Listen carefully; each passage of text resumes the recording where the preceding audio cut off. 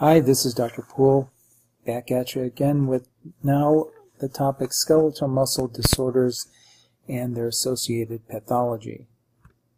There's a lot of overlap and things in common in the pathology of myopathic disorders. So I'm going to start off with some of the things that are common to most, if not all, of the myopathies. Skeletal muscle atrophy is a common but non-specific feature of many of these disorders, but you can use certain patterns of atrophy, and those are best appreciated using different histochemical stains to suggest specific underlying etiologies. Skeletal muscle injury may occur by denervation or neurogenic injury, or may be primary to the muscle itself. Disruption of muscle innervation leads to two types of characteristic injury known as fiber type grouping and grouped atrophy. Remember that muscle fiber type is determined by the innervating motor neuron and can switch if the innervating motor neuron changes from one type to the other. So let's look at that in more detail. Panel A at the top left shows a diagrammatic representation of four normal motor units with a normal checkerboard type of admixture of light and dark stained fibers of opposite type. Panel D, just to the right of it, shows normal muscle with a checkerboard type of distribution of type 1, light staining, and type 2, dark staining fibers on this ATPase reaction, corresponding to the findings in Panel A. Following denervation, myofibers undergo atrophy, often assuming a flattened, angulated shape. Panel B shows damage to innervating axons, leading to loss of trophic input and atrophy of myofibers. Panel E shows clustered, flattened, angulated atrophic fibers, known as grouping atrophy, which are a typical finding associated with disrupted innervation. Re-innervation restores fiber size and shape, but may make denervated myofiber part of a different motor unit, and that may lead to a switch in fiber type. In the face of ongoing axonal or neuronal damage and dropout, residual motor axons may innervate increasingly larger numbers of myofibers, leading to enlargement of motor units, each comprised of a single type of muscle fiber, known as fiber type grouping. These large motor units are also susceptible to group atrophy if the innervating axon is damaged. Panel C depicts this process where reinnervation of myofibers can lead to a switch of fiber type and segregation of fibers of like type. As illustrated here, reinnervation is also often associated with an increase in motor unit size, with more myofibers innervated by an individual axon. As shown in Panel F, with ongoing denervation and reinnervation, large clusters of fibers appear that all share the same fiber type. This is known as fiber type grouping. Next, I'll talk about some morphologic patterns that indicate primary myopathic injury to skeletal muscle. Segmental myofiber degeneration and regeneration is seen when only part of a myofiber undergoes necrosis. Degeneration is associated with release of cytoplasmic enzymes into the blood, such as creatine kinase, making these useful markers of muscle damage. The sarcomeres and other components of a damaged myofiber segment are removed by macrophages in a process called myophagocytosis. This sets the stage for regeneration. Fusion of activated satellite cells to damaged myofibers is an important step for regeneration. Eventually, new sarcomeres are generated and the continuity of the original myofiber is restored. Regenerating myofibers are rich in RNA, and so they'll stain blue or basophilic in routine hematoxylin and eosin stained sections.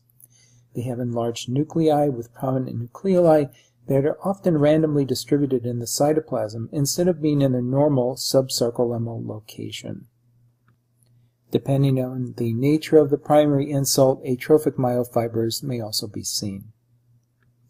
Regeneration can restore muscle to normal following an acute transient injury, but in chronic disease states, like we're talking about in this section, regeneration often fails to keep pace with damage. In this setting, muscles can often show endomysial fibrosis or collagen deposition, dropout of myofibers, and fatty replacement. Myofiber hypertrophy occurs in association with certain chronic myopathic conditions, as well as the well-known physiologic adaptation to exercise. Think Hans and Franz. Cytoplasmic inclusions in the form of vacuoles, aggregates of proteins, or clustered organelles are characteristic of several primary forms of myopathy. I'll only talk about one a little bit later in this presentation.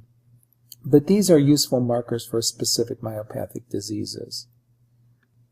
The first of the disease entities I'll talk about are muscular dystrophies, or dystrophinopathies.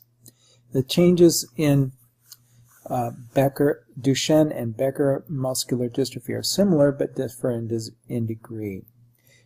These are a group of several inherited disorders of skeletal muscle that have in common progressive muscle damage that typically manifests itself between childhood and adulthood. Both are marked by chronic muscle damage that outpaces the capacity for repair. Muscle biopsies in young boys show ongoing damage in the form of segmental myofiber degeneration and regeneration associated with an admixture of atrophic myofibers. The fascicular architecture is preserved at this stage of disease, and there is usually no inflammation except for the presence of myophagocytosis.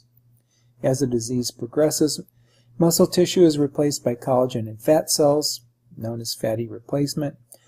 The remaining myofibers at this point in the course show prominent variation in size, from small atrophic fibers to large hypertrophied fibers.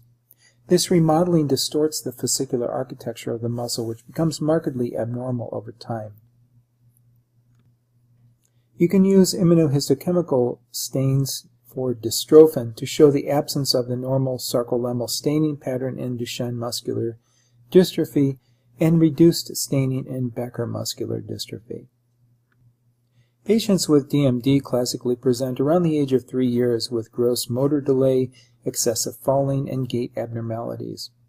Enlargement of the muscles of the lower leg associated with weakness is called calf pseudohypertrophy, and neck flexion weakness are evident by 3 to 4 years of age. Hip girdle muscles are typically affected sooner than shoulder girdle muscles, causing the classic waddling gait and Gower's sign.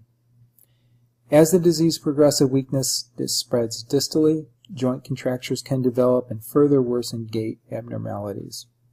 If untreated, DMD follows a fairly predictable progressive course. Children lose the ability to walk, typically by 10 years of age, and always by 13 years of age, then develop kyphoscoliosis, and finally develop cardiac and respiratory involvement and respiratory failure in the second decade of life. In contrast, Becker muscular dystrophy presents later in childhood, adolescence, or adulthood. It follows also a slowly progressive course, but is a much milder clinical phenotype, and patients have a near normal life expectancy. These are images from various stages of Duchenne muscular dystrophy. To the left, in early stages, fascicular muscle architecture is maintained, but the myofibers show variation in size. Additionally, as indicated by the blue circle, there's a cluster of basophilic regenerating myofibers, and slight endomysial fibrosis is seen by the focal pink staining connective tissue between the myofibers. In panel B, immunohistochemical staining shows complete absence of membrane-associated dystrophin, as seen in comparison to the brown stain in normal muscle.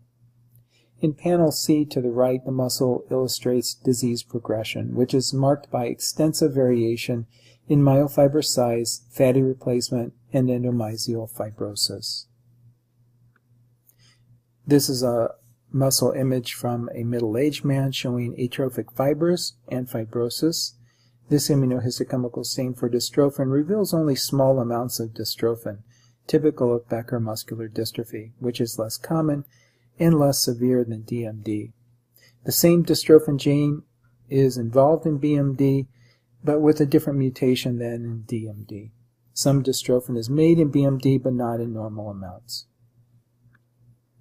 Myotonic dystrophy is a clinically and genetically heterogeneous multisystem disorder which follows an autosomal dominant inheritance. It's characterized by skeletal muscle weakness and myotonia, that is, abnormally slow or delayed muscle relaxation following normal muscle contraction, cardiac conduction abnormalities, cataracts, and other abnormalities. It's the most common muscular dystrophy in adults of European ancestry. It follows a slowly progressive course with weakness of facial and neck muscles in contrast to muscular dystrophy, and has a characteristic facial appearance including frontal balding, ptosis, wasting of the sternocleidomastoid and temporalis muscles, producing a hatchet-faced appearance. This is the characteristic facial features of myotonic dystrophy. Myotonic dystrophy is also contrasted with muscular dystrophies in terms of its extraskeletal dystrophic features. It's associated with several endocrinopathies, including hypogonadism and diabetes mellitus, a cardiomyopathy, and cataracts. It has a complex genetic pathogenesis, which I won't go into too much detail, mainly because I don't understand it that well, but involves expansions of CTG triplet repeats in the 3' non-encoding region of the dystrophia myotonica protein kinase gene. It's interesting in that this exhibits genetic anticipation, which is the phenomenon where disease manifestations get worse with each generation. So it has some similarities with another disease that I'm sure you'll talk about in the next course, Huntington disease. Myotonic dystrophy doesn't really have any specific pathologic features, but typically shows features of regeneration and degeneration noted by the centrally located nuclei indicated by the arrowhead in these myofibers seen cut in cross-section, along with the typical variation in fiber size as well as fibrosis. Next topic is the inflammatory myopathies. This includes polymyositis, dermatomyositis, and inclusion body myositis. Polymyositis and dermatomyositis are idiopathic inflammatory myopathies characterized by inflammation of striated muscle, that is myositis, and characteristic cutaneous features in dermatomyositis. These diseases typically present as insidious, painless proximal weakness. Extramuscular disease can also occur. Both PM and DM may present as isolated idiopathic syndromes or may overlap with other autoimmune diseases such as systemic sclerosis. PM and DM are characterized by insidious, progressive, painless muscle weakness over a course of several weeks to several months. It is often accompanied by myalgias, which is typically mild. Weakness is usually proximal and symmetric, and less frequently involves the distal muscles. Some of the symptoms or signs may be difficulty rising from a chair, climbing stairs, or combing hair.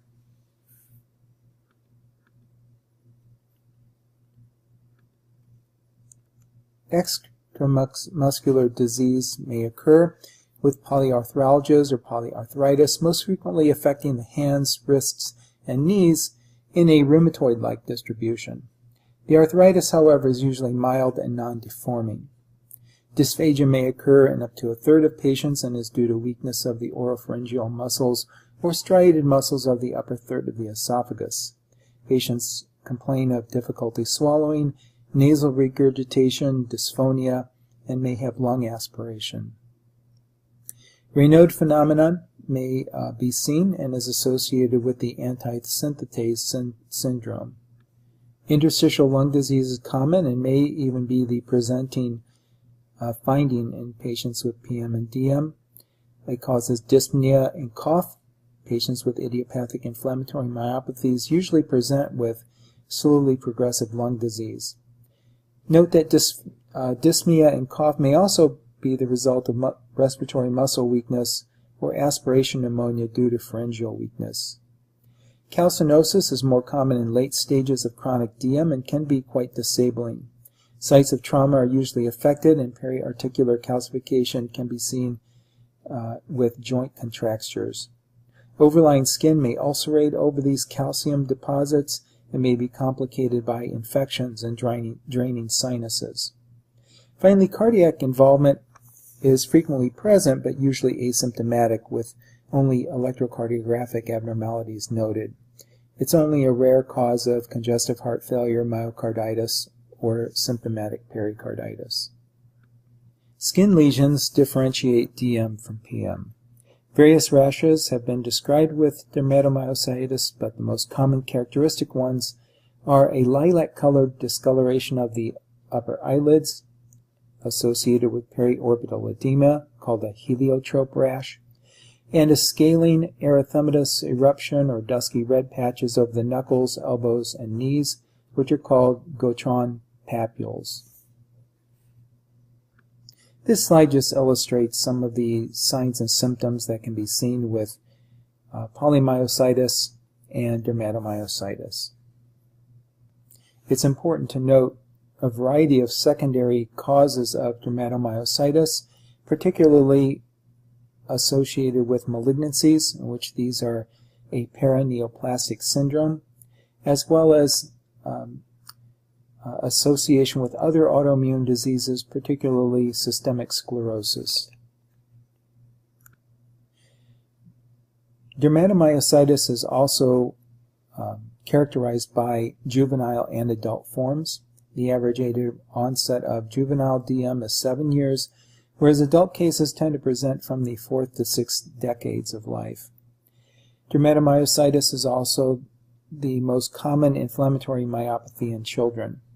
Compared to adult disease, childhood disease is more likely to be associated with calcinosis and lipodystrophy, and less likely to be associated with myositis-specific antibodies, cardiac involvement, interstitial lung disease, or an underlying malignancy.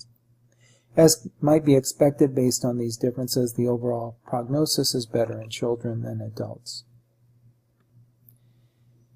Polymyositis is characterized by marked chronic inflammatory cell infiltrates, indicated by the arrowhead, with degeneration of muscle fibers as part of this disease.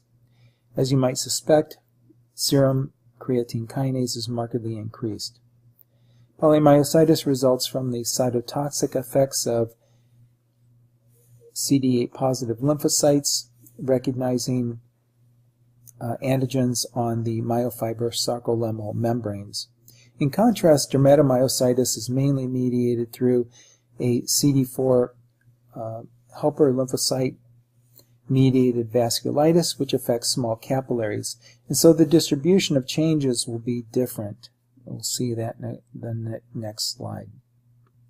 Panel A shows the typical heliotrope rash, which affects the eyelids and underneath the eyes. The right panel shows the histologic appearance of muscle in dermatomyositis, which shows a distribution of perifascicular atrophy of muscle fibers and inflammation, the location of which is highlighted with the blue lines. The other major inflammatory myositis is inclusion body myositis. This is a disease of late adulthood that typically affects patients older than 50 years and is the most common inflammatory myopathy in patients older than 65. Most affected individuals present with slowly progressive muscle weakness that tends to be most severe in the quadriceps and the distal upper extremity muscles. Dysphagia from esophageal and pharyngeal muscle involvement is not uncommon. Inclusion body myositis has a number of features that are similar to those found in polymyositis, including patchy, often endomysial mononuclear inflammatory cell infiltrates, focal invasion of normal appearing myofibers by inflammatory cells, admixed degenerating and regenerating myofibers. But other associated changes are more specific for inclusion body myositis, and these include abnormal cytoplasmic inclusions, described as rimmed vacuoles, as shown in this image, and tubulofilamentous inclusions in myofibers seen by electron microscopy. The cytoplasmic inclusions contain proteins that are typically associated with neurodegenerative diseases, such as Alzheimer's disease, and include the proteins beta-amyloid, TDP-43, and ubiquitin. Finally, with chronic disease, nonspecific endomysial fibrosis and fatty replacement can be seen as seen in other chronic myopathies. And finally, nematodes. Hopefully this has satisfied your hunger for skeletal muscle pathology, but I'll end up with nematodes. Notice that Dr. Richards has included some content as this as well, but I just wanted to show you the characteristic pathology. This is trichinosis. Encysted Trichinella spiralis larvae, as shown by the arrowhead, are shown within the skeletal muscle. A heavy infestation of larvae, as depicted in the right panel, can actually lead to death. Most cases, however, go unnoticed, and the encysted larvae undergo dystrophic calcification over months to years. So that ends this talk on skeletal muscle diseases and their associated pathology. Please refer to the notes as well, which contain additional content. And if you want to, this is purely optional. You can follow along in the readings that are in the study guide. Thanks.